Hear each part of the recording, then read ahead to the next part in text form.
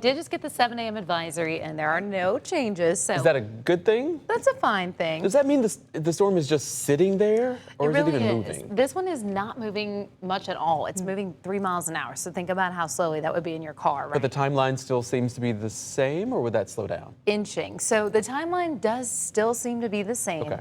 It's not that far away from us. I mean, think about it. Yeah. It only takes 4.5 hours to drive to the 30A Panama City area, and the storm is just south of that. So as we get into the next couple of days, really we'll be expecting impacts by late tomorrow, early on Wednesday. But it looks like landfall could be Wednesday afternoon into Wednesday evening. So we'll be watching this closely, especially with the next advisory that's coming at 10 a.m. in 3 hours. That one could bring us a little more new information. Again, right now the winds are still 35 miles an hour. The advisory at 7 o'clock did not change the speed or the pressure, and the location is a little bit further north. So it moved about 10 miles closer to the coastline near Panama City, which again is about a 4.5-hour drive away.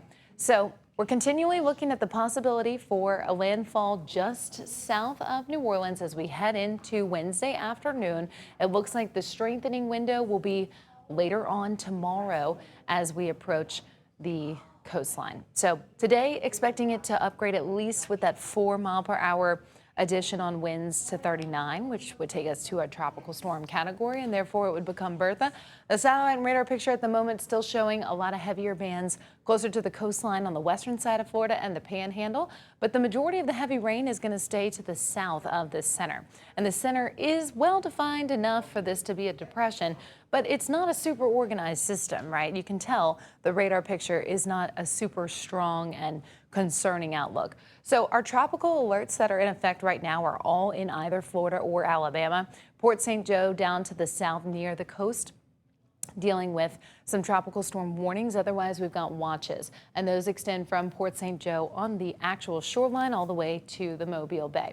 So we'll continue with these updates as we head into the next couple of days. Of course, most of our impacts here minimal. Rainfall amounts probably somewhere between 2 to 4 inches in most spots on the south shore, even less on the north shore.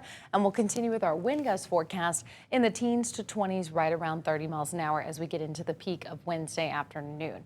That's when the center will be a little bit closer. So we'll be watching for the possibility of a tropical storm. Again, it's probably not going to be able to achieve hurricane status, but you can't rule that out completely, and it's always a good idea to prepare for a category higher. So not a bad idea today to run to the grocery, get some water, must-need items in case we were to have any power outages.